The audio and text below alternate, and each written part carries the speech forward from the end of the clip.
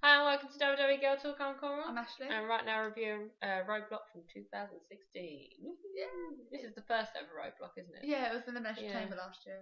Oh yeah, and then we had the Japan one, didn't we? Yeah. I never even watched that. Beast in the East. That one, yeah. I never watched that one. I think the reason we decided to do Roadblock review is because we did Elimination Chamber, so we felt like we kind of had to. Yeah, it was kind of like, well, we've got the network now, might as well. So first match was New Day versus League of Nations for the WWE Tag Team Championships. It was messy. Like really messy. I don't really know what happened. New Day had a promo at the beginning which was quite good. Yeah. It got kind of the crowd into it, but then the match happened. It was just a bit all over the place. I just think the whole League of Nations thing is just ruining everything in the first place. I mean, I thought at one point League of Nations were actually going to win. I was like, no. Do you know what's really bad? On all 4 of their careers, for whoever's in League of Nations, they're going to have that horrible section on Wikipedia. League of Nations. In 2016, League of Nations was created. Ruined the career. But basically, yeah. New Day won. Big E pinned King Barrett, which isn't a surprise. Think about it. I was glad New Day won. It was King Barrett and Sheamus, wasn't it? But King Barrett, yeah, they were just messy. Kofi was doing alright. It was better than he usually does, but yeah, it was just a bit. Do you know what I like about like these kind of roadblock things? You get the most random fucking matches ever. Yeah. People make a big deal out of them. It's like, okay. Yeah. It's like the Beast in the East. It was Kofi and Brock. Okay. Yeah, Brock literally just attacked New Day and left. He went all the way to Japan for 5 minutes. Yeah. Thing. Next we have Paul Heyman. He's backstage. Speaking of Brock. Yeah, it's good timing actually. Yeah.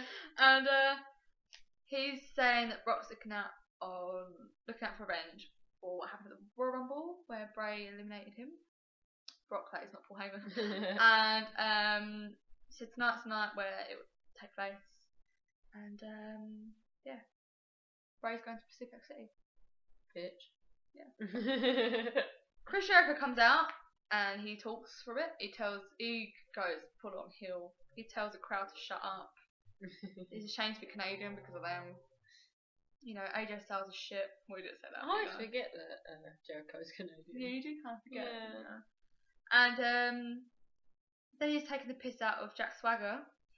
And he's saying, how can you say we the people? It's an American saying and we're Canadian type thing. Which is kind of a good point. And then Jack Swagger comes out. We the people. Chris Jericho and Jack Swagger had this match, but it was just so random. I just didn't really get it. Yeah. I was like, you haven't really done anything. Yeah. Like Jack Swagger hasn't been there to do anything. I mean, it wasn't like awful, but it was just very mediocre, average. I still switch off with Jack Swagger. Yeah. I don't know what it is about him. He's just so. He hasn't got like a excitement about him or like energy. He's just very. I'm here. I'm gonna wrestle. Cool. Yeah. He hasn't got the. Yeah. Well, that was a good click. It was. Yeah. That's the exciting thing about our review. So yeah, Jericho won with Who's Jericho, and I thought, listen, AJ's gonna come out. He didn't. Don't know where he's gone. Not off. Yeah. We then had the NXT Tag Team Championship match, which I was quite looking forward to see in a big audience. I was quite interested to see how this is gonna go down. It's nice to see the NXT and then like big a lot mixed in. It's nice. That's why I think there should be an NXT match at WrestleMania. Yeah. Just WrestleMania. Like even if it's just pre-show, gets people going, alright, these guys are good. I'll watch NXT. Yeah. So Dash and Wilder, that's right. Dash and Dawson, that's it. Are now called the Revival. Don't know why. I'm pretty sure they were called the Mechanics a couple of weeks ago. This is why I was confused. And then they were against obviously Enzo and Cass, and Carmella was at ringside. You had Enzo and Cass' entrance and it was huge. The crowd literally went crazy. It's the most excited I heard of all night. Yeah. Awkward moment when the Revival come out and it was dead silent. Like, okay. No one knew who the fuck they were. They had the match, and to be honest, I've got some eye. They need to get what's their Rick Swan out there. Like. It's so like New Day 2.0. It is. Sorry, what's that line? This match, I didn't really have high expectations for this because I don't really like Dash and Dawson. But fuck, this was a good match. Yeah. This was really good. And I never thought Dash and Dawson were any good. But watching that, I was like, they are good. Yeah. They are really good. Like, do you know what? NXT, show them up. Yeah, Yeah. they do. They really do. Yeah. But the things when they go to WWE, they get ruined. And it annoys me. But yeah, this was the best match all night for me. A lot of people said that online. Yeah. My favourite is still Charlotte and Natalia, but this was up there. But I got things for Divas and on these kind of events. So for me, this was my favourite all night. That was second for me. But yeah, this was good. They got the crowd interested. Yeah. It was very. You didn't know who was going to win. It was very touch and go. Well, the thing is, Enzo and Cass are ready to go up. They just don't fit in anywhere. They're in exactly the same position as Finn. Yeah. Exactly the same place. There's nowhere for them whatsoever. And it just, I think things with Dash and Dawson, the reason they don't really work yet, I'll say because I think they will eventually, is a bit like a Blake and Murphy thing. No one really knows who they are. Yeah. And suddenly they're just champions. I think if they start to build their story more and actually have more speaking segments and just, getting people to know who they are. I think it's just because they just look so generic as well. Yeah, they need a bit of Like, you look at Enzo and Cass, like, got funny hair and Cass is really huge. Tall, and they've got the diva with them, that kind of thing. I don't know. Enzo and Cass are ready to go up, ready. But who would they go against? There's no one. I think they'd have to bring up the Hype Bros at the same time. Yeah. Maybe, I don't know. See, the thing is, I'd say the Ascension, but they're too much of a gimmick to go against Enzo and Cass. I don't know whether it'd be worth someone teaming up. It'd probably make sense if Sasha and Cesaro got back together, but or do you think they'd be uninjured at the same time? Hopefully. Oh, that'd be so cute. And I would just be like, everyone would be like, yeah. So the Revival won, but I weren't too upset. No. I weren't too upset because they did a good job. Yeah, it's the first time I've seen them do really well, actually. Yeah. And I was like fixed to the screen. I could have easily watched another 10-15 minutes of that. Yeah. It was really good. So yeah, I was happy with that. We then had Natalia backstage. She's talking about being like back home. She loves it. She's looking forward to her match against Charlotte, which she's going to dedicate to her uncle Bret Hart, because Uncle Bret Hart had cancer at this point. I think he still does. I don't know if he's recovered now. I think he was in recovery. I think they mentioned. Oh, right, cool. I can't remember. Charlotte and Ric Flair arrive and they laugh at Natalia, and Charlotte says that Natalia's just a warm up for WrestleMania. Don't get too, happy. So Natalia's like, oh, but let's put the title on the line then. And Charlotte says Natalia will get her match. Do you know what? Because we keep saying it, because they wrestle so well together. That is food or fuel for a feud. Yeah. That whole family thing. And they haven't picked up on it until this one match. And it's just like... But the match, relevant, which happened after the second, it showed why this match happened, which is what we asked for on Raw and SmackDown. Yeah. They don't do it. No. But that's the thing though. At house shows, they do that. They show the clip and then they have the match. But why don't they do that on the actual shows? I don't know. They're too busy advertising Mountain Dew. Probably, right. So you have Charlotte vs Natalia, Ric Flair's at ringside. Oh my god, this was amazing. It went on for about half an hour, I think, but I was not upset that it went on that long. No. It was so good. It's the best I've seen Charlotte wrestle in ages. Yeah, she hasn't really done much. And I think she's had one or two good matches since she's got to WWE. Yeah. And she's done really well. I just think them two work together so well. They do. And that's why I'm asking for a feud. It doesn't have to be a main feud, but it could sustain itself. Yeah. For pay-per-view to pay-per-view, like, easily.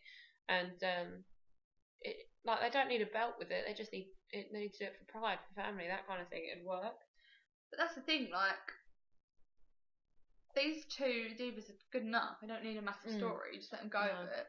They fight like men. They don't fight childish, like diva-ish. They fight properly.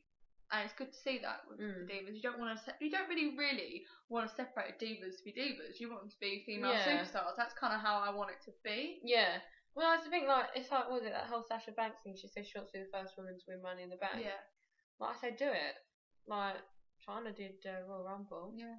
She won the Intercontinental Championship. So some of these women can do it. Yeah. They're not just there to look. They're not just there to look pretty. Do you know what I mean? No. I think they need to get away from that a little bit. I think they're trying to, but it's just a shame they do the whole women can't go against men now because they used to. Yeah. The thing is, people got to remember this is fucking fake. Yeah. All you got to do is turn on the TV and they're like action heroes fighting each other. Yeah. As well.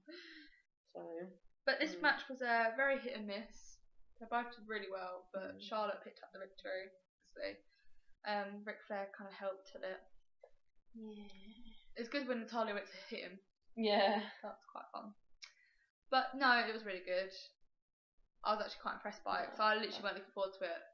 I think I might have been washing the dishes at this point. I generally just stopped washing the dishes. Yeah, you just wanted to watch it. You know the match is good when that happens. Yeah.